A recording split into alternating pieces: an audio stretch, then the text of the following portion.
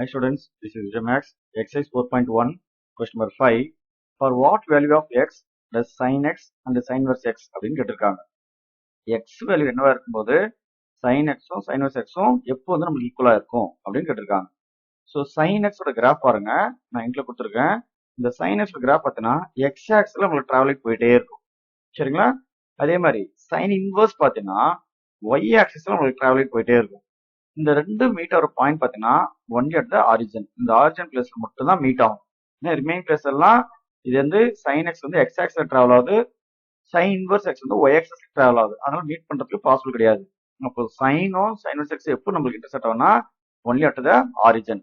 அந்த பிளேஸ் மட்டும் தான் ரெண்டும் நம்மளுக்கு எப்படி இருக்கும், ஈக்குவலா இருக்கும். சரியா? இது எப்படி எழுதலாம் பாருங்க.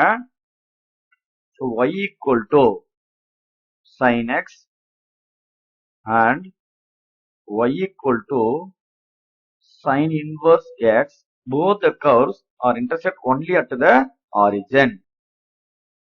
So therefore sin x sin x எப்போ ஈக்குவலா இருக்கும்னா x equal to 0, இந்த ஒரு பிளேஸ்ல மட்டும் தான் ஈக்குவலா இருக்கும்.